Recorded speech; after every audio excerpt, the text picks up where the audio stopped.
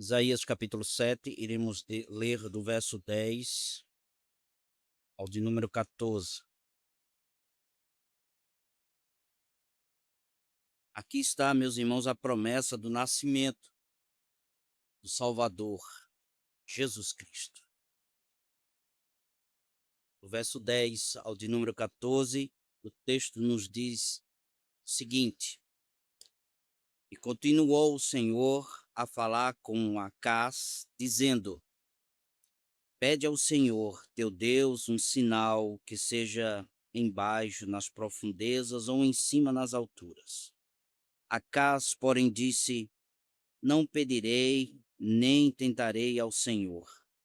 Então disse o profeta: Ouvi agora, ó casa de Davi, acaso não vos basta fadigardes os homens, mas ainda fadigais também ao meu Deus? Portanto, o Senhor mesmo vos dará um sinal. Eis que a virgem conceberá e dará à luz um filho e será chamado Emanuel. Amém. Ó Deus, aplica a tua palavra aos nossos corações, à nossa vida. Ó Deus Santo, poderoso, tenha compaixão de nós.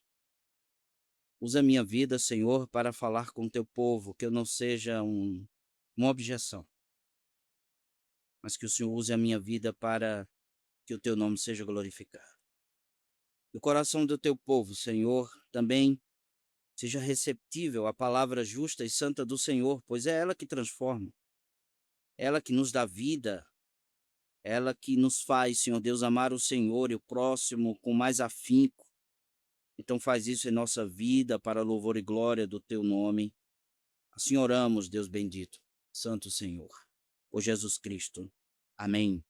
Podem sentar, meus irmãos. Outra tradução, no verso 14, nos diz assim: Por isso o Senhor mesmo lhes dará um sinal. Vejam, a virgem ficará grávida, ela dará à luz um filho e o chamará de Emanuel.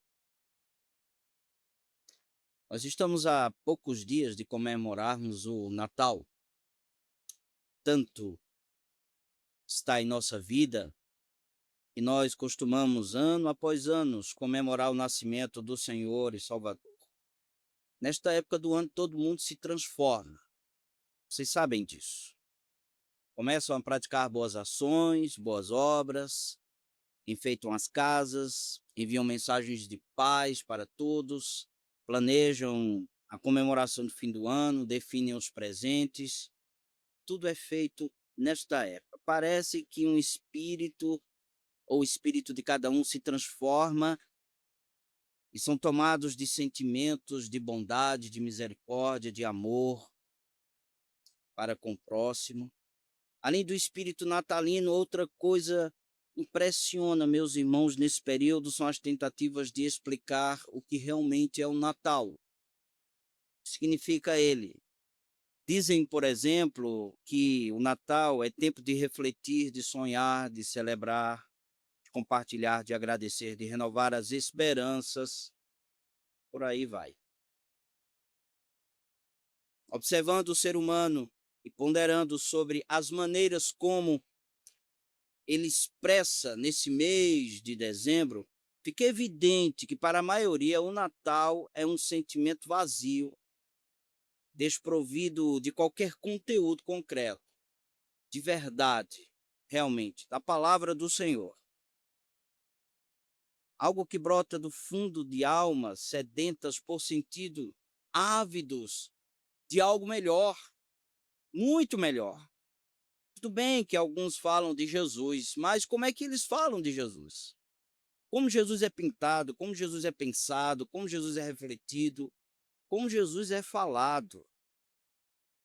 E parece que essa fala das pessoas é aquilo que Paulo disse em Atos capítulo 17, parece um Deus desconhecido.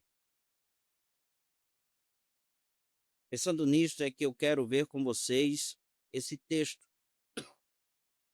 E abriremos nesse texto que é tão profético e fala realmente do nascimento do Senhor, profeticamente. O que é Natal? Eu quero ver nesse capítulo 7 exatamente o que significa o Natal, essa promessa do nascimento de Jesus.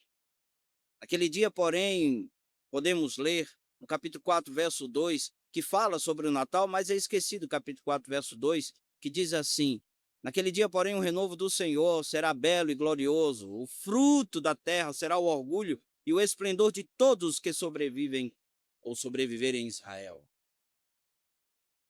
Veja que aqui já está um anúncio deste Salvador, de alguém que viria trazer salvação para o seu povo, para o remanescente. Mas a partir do capítulo 7 é que é muito mais conhecido o nascimento do Senhor Jesus Cristo, e isso vai até o capítulo 12.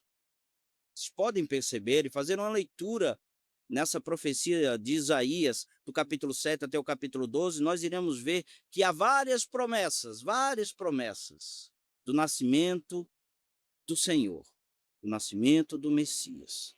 Essa é a promessa do nascimento do Senhor. Então vamos ver primeiro aqui este ponto no capítulo 7, verso 14, quando diz: por isso mesmo lhes dará o sinal, vejam, a virgem ficará grávida, ela dará à luz um filho e chamará de Emanuel.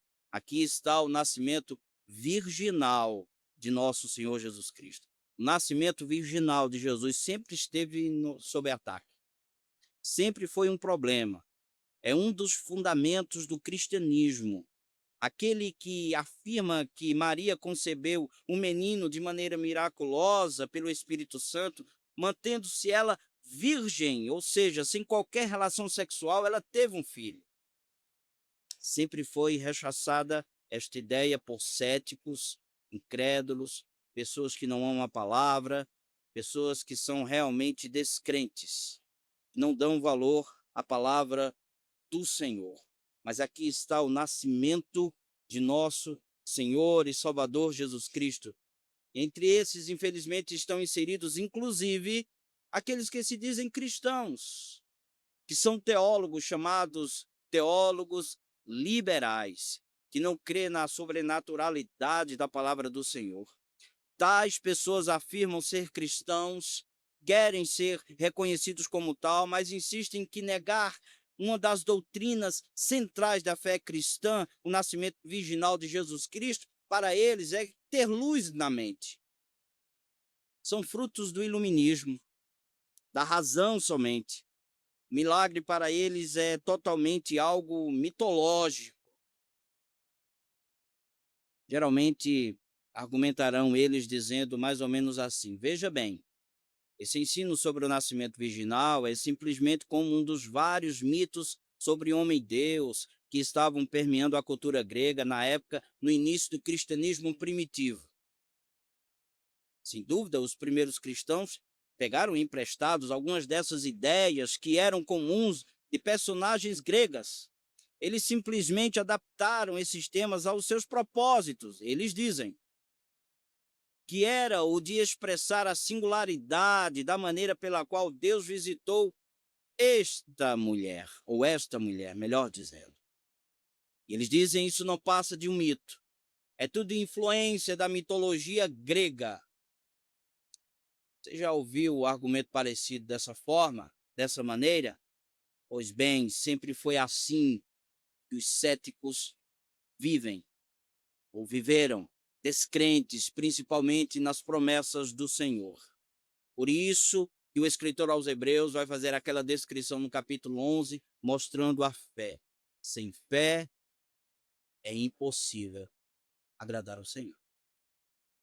Por esta razão, nós que estamos em Cristo, cremos firmemente que Jesus nasceu de uma virgem, ela deu à luz a ele nasceu, viveu, morreu, ressurgiu dentre os mortos e nos deu a vida eterna. Esta é a promessa.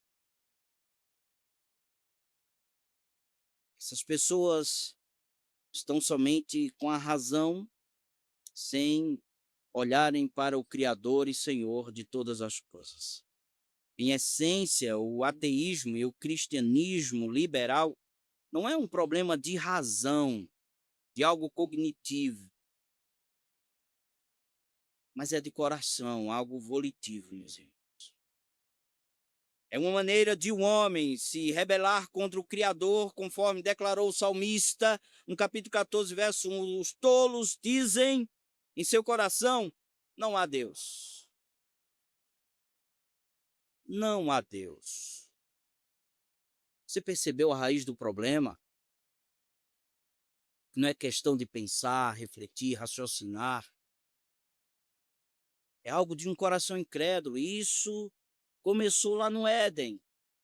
Desde então, o ser humano vive atolado em crises, problemas, dificuldades, adversidades, tudo consequência do pecado no mundo. Consequência de uma rebelião inicial, conforme está descrito em Gênesis capítulo 3.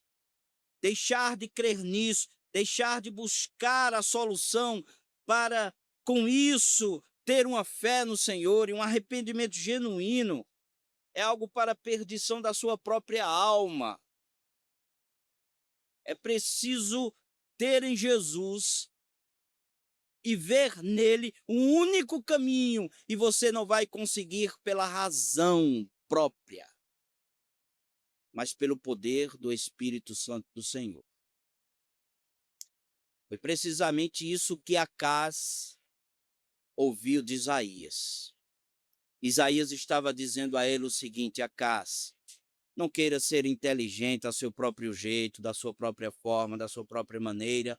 Não queira dar conta do caos que está a sua vida e a volta da sociedade que você está governando de sua própria maneira. Não queira realizar as coisas da sua própria maneira, do seu próprio jeito. Não queira deixar Deus de lado.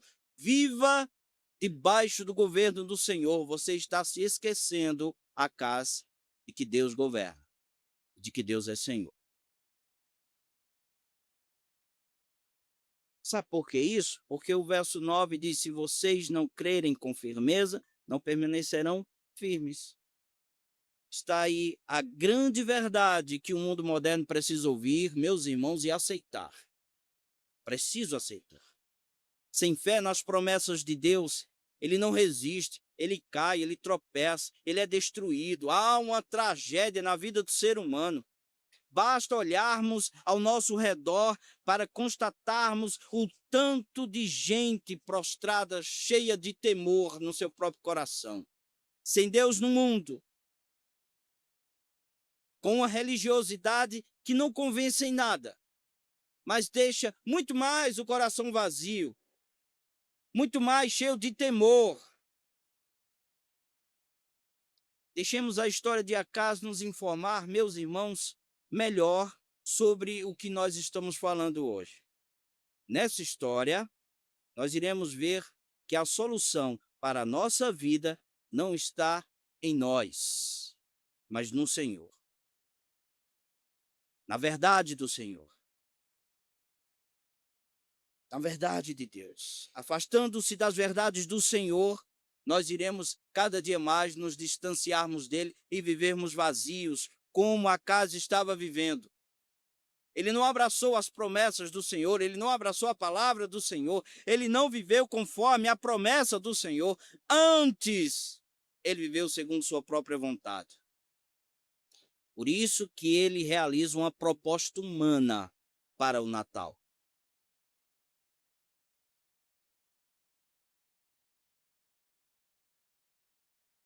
Enquanto Deus traz uma proposta divina, onde realmente ele traz a solução para os seres humanos. Que promessa bela esta do verso 14 do capítulo 7. Por isso o Senhor mesmo lhe dará um sinal. Vejam, a virgem ficará grávida. Ela dará à luz um filho e o chamará de Emanuel. Promessa do nascimento do Senhor, a promessa de Natal, que a maioria dos cristãos tanto ama e que tanto defende, apesar da opinião de críticos, surge precisamente como uma proposta de Deus para a salvação das almas. para um coração que está vazio. Veja que o verso 14 começa, portanto, outras traduções vai dizer por isso. Essa conjunção é uma conjunção consecutiva.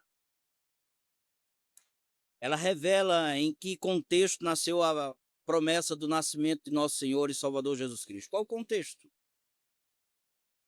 E ao observarmos, meus irmãos, o contexto, nós iremos descobrir que o Natal é a contraproposta de Deus para a proposta do homem com relação a Jesus. E como ele trata do ser humano e a resposta que ele dá para o vazio do coração humano. E vamos ver essa história. E o problema que a casa estava vivendo. A casa era rei de Judá e estava em volta de um grande apuro e problema político. Problema político muito grande. De um lado estavam os assírios. Estava pressionando ele, pois eles ambicionavam conquistar a Palestina. Do outro lado, estava tentando resistir às ameaças dos assírios, estavam os sírios e os samaritanos, os efraimitas, que eram da tribo do norte de Israel. Sírios e samaritanos queriam apoio de Judá, onde a casa estava, para que os três juntos, sírios, samaritanos e judeus, construíssem uma aliança em oposição aos assírios. Obviamente, meus irmãos, que os judeus nunca iriam se unir aos samaritanos. Jamais. Era preferível juntar-se aos assírios, que de fato a casa estava pensando em fazer. Rapaz, eu vou me aliar com os assírios. Ocorreu, meus irmãos, que quando os sírios e os samaritanos constataram que Acás, rei de Judá, não iria se unir a eles contra os assírios, os dois povos decidiram conquistar Judá. E estabelecer ali uma aliança. E pensar os três juntos. Fazer uma aliança na Palestina e iria resistir aos assírios. Ouça o que está aí, meus irmãos, no verso 1 e 2 do capítulo 7. Sucedeu nos dias de Acás, filho de Jotão, filho de Uzias, rei de Judá, que Rezim, rei da Síria, e Peca, filho de Remalias, rei de Israel, subiram a Jerusalém para planejarem contra ela, porém não prevaleceram contra ela. Interessante isso. Muito interessante. Agora, veja o verso 2. Deu-se aviso à casa de Davi.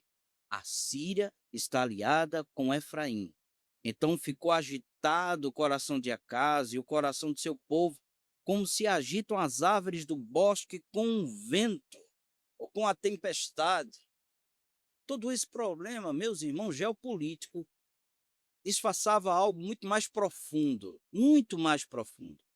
Israel e Judá nunca quiseram se submeter à palavra do Senhor. Este é o problema. Por isso, primeiro, o reino do norte havia se separado do reino do sul. Segundo, a Síria ameaçava a paz na Palestina. E terceiro, a Síria buscava tirar vantagem de Israel e Judá.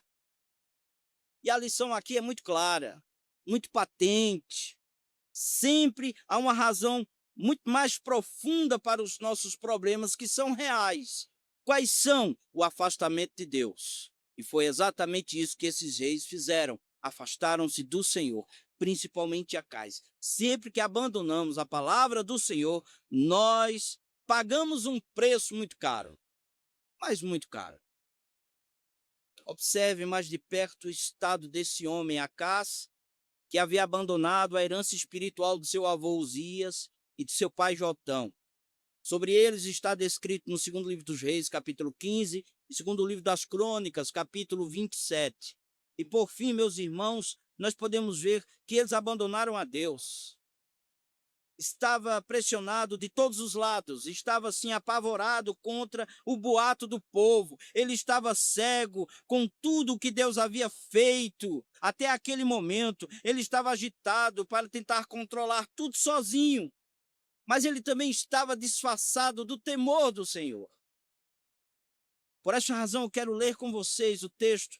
E primeiro eu quero ver que Acaz estava pressionado de todos os lados: Síria, Israel, ao norte e a Assíria. Veja o que diz o verso 1.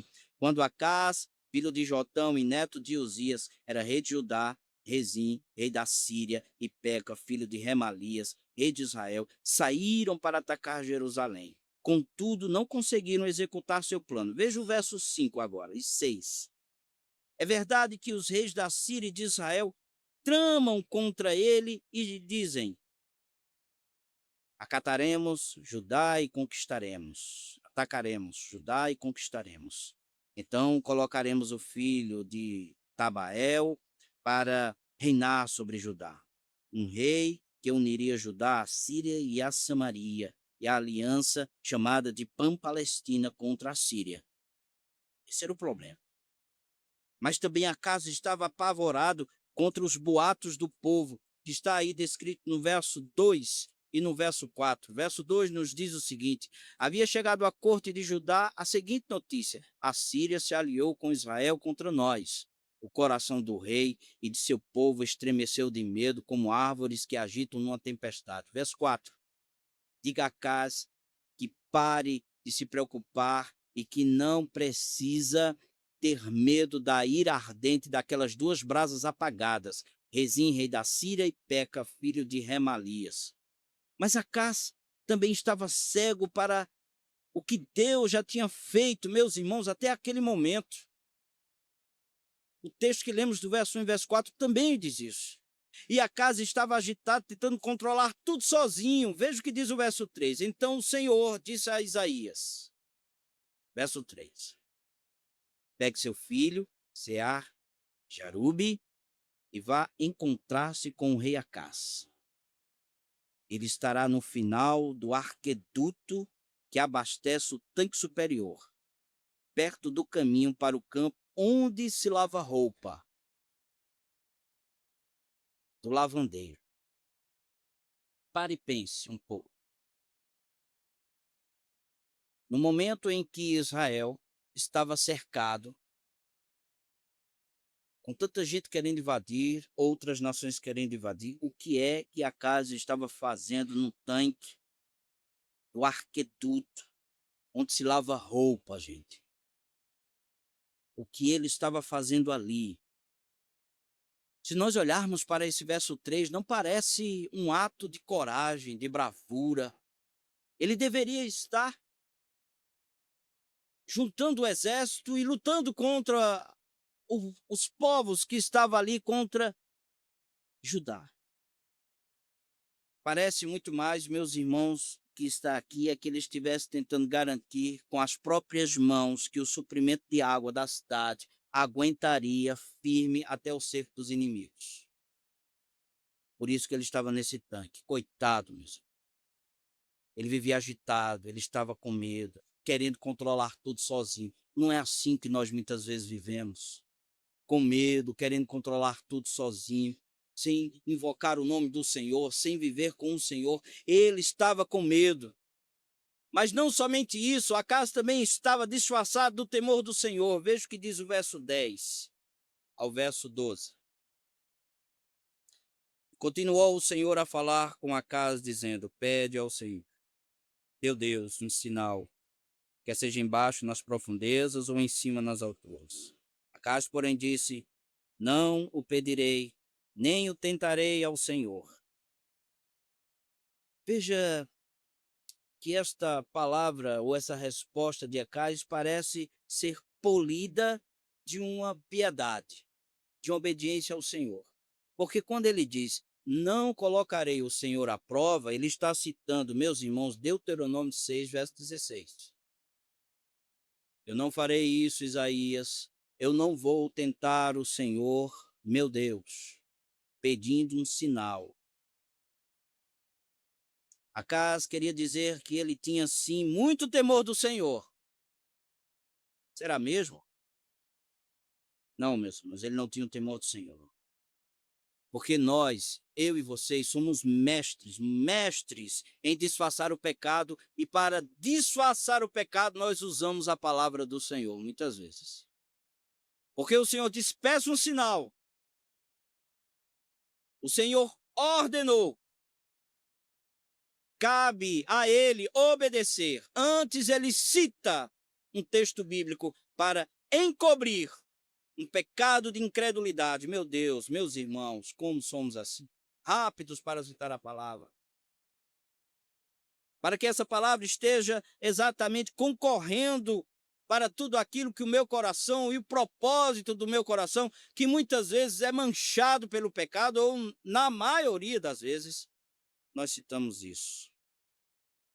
Mas há uma contraproposta de Deus, do nosso Senhor.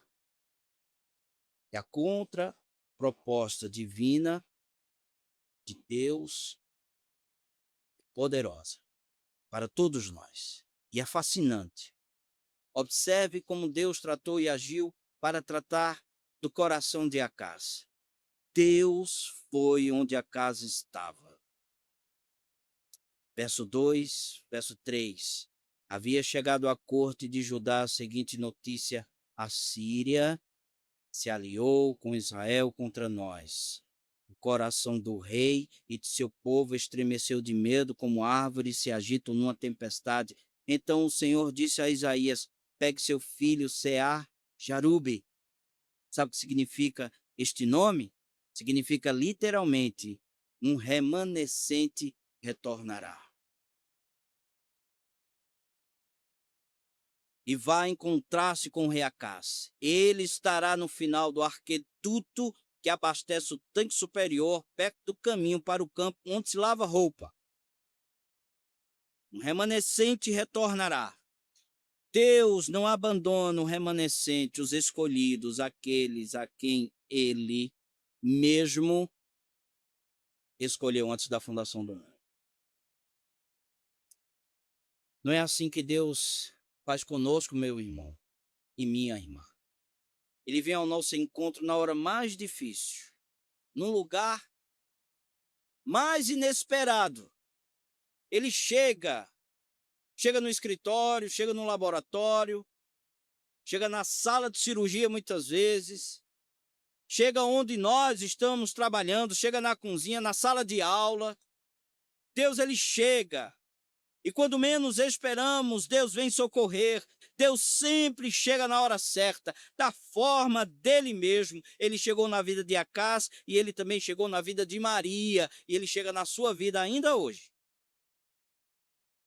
Por isso que Lucas 1, 26 e 28, o texto que lemos, nos diz: no 6º mês da gestação de Isabel, Deus enviou um anjo, Gabriel, a Nazaré, a uma cidade da Galileia, a uma virgem de nome Maria.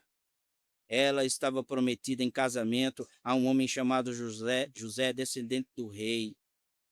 Gabriel apareceu a ela e lhe disse: alegre-se, mulher favorecida, o Senhor está com você. Deus vem e Deus veio ao encontro dela para socorrer e salvar. Deus veio salvar o seu povo. Deus veio salvar a nossa vida. Essa é a promessa do nascimento do Senhor. Deus diz a Acás que, embora Jerusalém fosse sitiada, atacada, saqueada, levada para o exílio, e ela foi de fato, ela não seria de forma alguma destruída completamente. Sobraria um remanescente fiel, meus irmãos. Essa é a nossa alegria. Sempre que há perseguição na igreja, há aquele remanescente fiel. Claro que não era a forma que Acás desejava ser encorajado, não era dessa forma, mas era o plano de Deus para ajudar.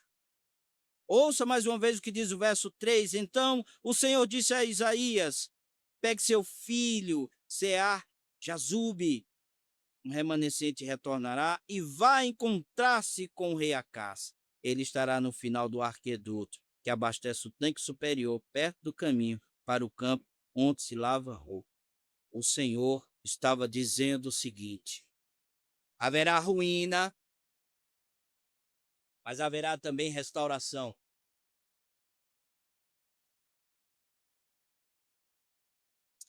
Além disso, Deus também encorajou Acas ao revelar o fim que teria a Síria e Israel. Ao norte, que está aí do verso 4 ao verso 9. Ainda mais impressionante é como Deus fez Acais se lembrar de que os líderes daquelas nações não passam de homens, mas que ele, sim, é Deus, era Senhor sobre todos e, portanto, o rei de Judá deveria ser louvado e engrandecido e o povo do Senhor manter-se de pé diante de tudo isso. Veja o que diz do verso 4 ao verso 9. Eu vou ler em outra tradução, NVT, que diz assim: Diga a Acaz que pare de se preocupar e que não precisa ter medo da ira ardente daquelas duas brasas apagadas. Rezim, rei da Síria, e Peca, filho de Remalias. É verdade que os reis da Síria e de Israel tramam contra ele e dizem: atacaremos Judá e a conquistaremos. Então colocaremos o filho de Tabeal para reinar sobre Judá. Veja o que diz agora o verso 7. Mas assim diz o Senhor soberano: essa invasão não acontecerá jamais ou ela ocorrerá, pois a Síria não é mais forte que sua capital. Damasco não é mais forte que seu rei, Rezim. Quanto a Israel, em 65 anos será esmagada e completamente destruída. Israel não é mais forte que sua capital, Samaria, e Samaria não é mais forte do que seu rei, Peca, filho de Remalias. Se vocês não crerem com firmeza, não permanecerão firmes. Deus foi muito mais além. Ele lembrou Acaz de que ele ainda era o seu Deus e iria orientar o seu povo. E disse a ele: peça um sinal, como está descrito do verso 10 e 11. Quanta bondade do Senhor! Deus estava dizendo a Acaz: eu sei que é difícil para você crer em mim numa hora como essa, numa situação em que você se encontra. Portanto, para te mostrar que eu ainda sou Deus, eu lhe digo: peça-me um sinal e eu lhe darei. Deus fez isso com Maria. Quando ela temeu e ficou sem saber como prosseguir, o Senhor a encheu de esperança, dizendo o seguinte, a partir do verso 29 do capítulo 1 de Lucas. Confusa, Maria tentou imaginar o que o anjo quis dizer. Não tenha medo, Maria, disse o anjo, pois você encontrou favor diante de Deus. Ficará grávida e dará à luz um filho e o chamará Jesus. Ele será grande e será chamado Filho do Altíssimo. O Senhor Deus lhe dará um trono do seu antepassado Davi e ele reinará sobre Israel para sempre. Seu reino jamais terá fim. Maria perguntou ao anjo: como isso acontecerá? Eu sou virgem. O anjo respondeu: o Espírito virá sobre você e o poder do Altíssimo a cobrirá com sua sombra. Portanto, o bebê que vai nascer será santo e será chamado Filho de Deus, o Filho do Altíssimo. Além disso, sua parenta, Isabel, ficou grávida em idade avançada. As pessoas diziam que ela era estéril, mas ela concebeu um filho e está no 6º mês de gestação, pois nada é impossível para Deus. Deus faz assim conosco. Ele garante que seus planos sempre se cumprirá em nossa vida. Caso estejamos dispostos a crer e viver segundo sua palavra, o nosso sinal é Cristo. Nada mais do que Cristo. Ele é Emanuel. É Deus conosco. Por isso que Paulo diz que podemos dizer diante das coisas tão maravilhosas: se Deus é por nós, quem será contra nós? Se ele não poupou nem mesmo seu próprio filho, mas o entregou por todos nós, acaso não nos dará todas as outras coisas? Todas as outras coisas? Se as outras coisas não vierem, meus irmãos, nós temos tudo, nós temos Cristo. Esse é o sinal para nós. Deus fez a promessa do nascimento de Jesus ao rei Acaz. Lembrando, Deus foi até onde a casa estava e alimentou a esperança dele. Por fim, meus irmãos, Deus fez a promessa de Natal a Acaz. Agora a promessa de Natal é uma faca de dois gumes. Preste atenção nisso. Ela pode ser uma palavra de salvação para todos aqueles que creem, ou pode ser uma palavra de condenação para todos aqueles que rejeitam sua palavra. E essa descrição está do verso 12 ao verso 17. Tivesse Acaz crido no sinal de Deus, tivesse Acaz buscado a face do Senhor em arrependimento, mudado a atitude e levado a nação também a buscar a Deus, ele teria sido beneficiado pelo Senhor. Mas ele não agiu assim. Ele viveu para ver a ruína completa de sua vida e da nação. Ele foi para o buraco e levou uma nação junto com ele.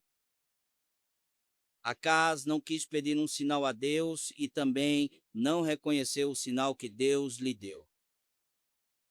Aconteceu que uma virgem jovem da corte deve ter se casado, engravidado, dado à luz a uma criança. Porque as promessas do Senhor têm esse duplo cumprimento.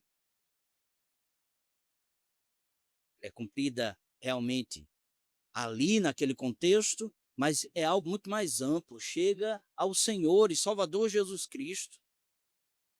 Quem nasceu foi Ezequias. Mas será que Ezequias foi realmente esse Deus conosco, esse Emanuel? Será que ele resolveu a situação? Sem dizer, meus irmãos, Ezequias também falhou, e a descrição da sua falha está descrita no capítulo 39 de Isaías, do verso 5 ao verso 8. Não foi Ezequias que trouxe a paz. Totalmente oposta à reação de Acaz foi a reação de Maria, quando ela ouviu a promessa. Em vez dela se revoltar-se, Maria disse: sou serva do Senhor, que aconteça comigo tudo o que diz a meu respeito. E o anjo a deixou. Assim se cumpriu definitivamente a promessa do nascimento de Jesus, conforme a profecia de Isaías. Mateus, capítulo 1, verso 18 ao 23, diz: foi assim que nasceu Jesus Cristo. Maria, sua mãe, estava prometida para se casar com José. Antes do casamento, porém, ela engravidou pelo poder do Espírito Santo.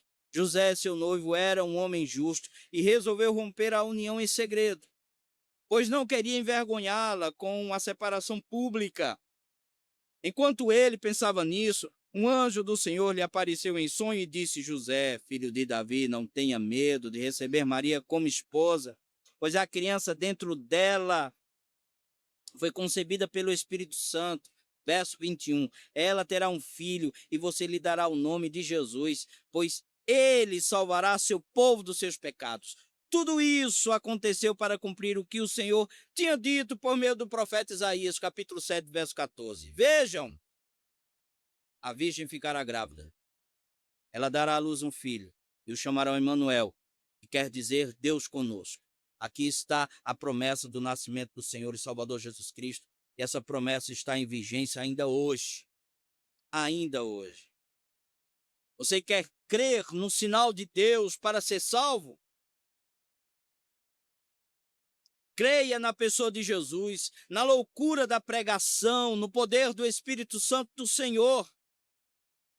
Hoje em Belém, a cidade de Davi, nasceu o Salvador, que é o Cristo, o Senhor. Vocês o reconhecerão por este sinal. Encontrarão um bebê enrolado em uma faixa de pano, deitado numa manjedoura. Não seja incrédulo, não seja cético. Por mais que você esteja participando da membresia desta igreja, se você comemorar o Natal sem ele estar no seu coração, você estará perdido ou está perdido totalmente. Essa é a mensagem de salvação. Essa é a promessa do Senhor. Jesus nasceu, viveu, morreu, E cabe a nós arrependimento e voltar para o Senhor tudo aquilo que acaso não fez. Nós devemos fazer. Que Deus seja honrado e glorificado em nossa vida. Em nome do Senhor e Salvador Jesus. Vamos orar, meus irmãos. Ó Deus Santo e poderoso Senhor, digno de honra, de louvor, de glória, é o Senhor. Obrigado pelo amor constante do Senhor em nossa vida, pois o Senhor nos deu um sinal, e o sinal é Jesus. É Ele que nasceu e nos deu a vida eterna. Ó Deus Santo, poderoso Senhor, quantas almas estão hoje, Senhor, ávidas, desejosas para que chegue quarta-feira e comemore aquele momento entre os familiares, entre os parentes, entre amigos, mas que estão totalmente vazios, Senhor. Sem o Senhor ter nascido no coração de cada um deles, meu Senhor, vai até eles e faz com que a tua palavra poderosa faça com que Cristo nasça no coração de cada um deles. Que o teu evangelho, Senhor Deus, se propague nesta cidade no poder do teu Espírito Santo. Que o Senhor seja conosco. O Senhor derrame sua misericórdia, nos enche do teu Espírito, que o testemunho de Jesus esteja nos nossos lábios, em nossa vida, e os nossos olhos estejam olhando para este Salvador e Senhor Jesus, que é poderoso, que é glorioso, que é majestoso. Não desvie os nossos pés, Senhor, de irmos para caminhos tortuosos, diferente daquilo que o Senhor planejou para nós. E os teus eleitos, o remanescente, permaneça realmente como o Senhor destinou para que eles vivessem firmes na fé no Senhor. Enche-nos do teu Espírito Santo para a glória do teu santo nome. Obrigado, Deus, pelo final de semana. Muito obrigado, Deus, pela cantata das crianças ontem. Que o Senhor continue abençoando elas, as professoras, todos aqueles que estão envolvidos ano após ano. Senhor, abençoa. Dá saúde, sabedoria e inteligência.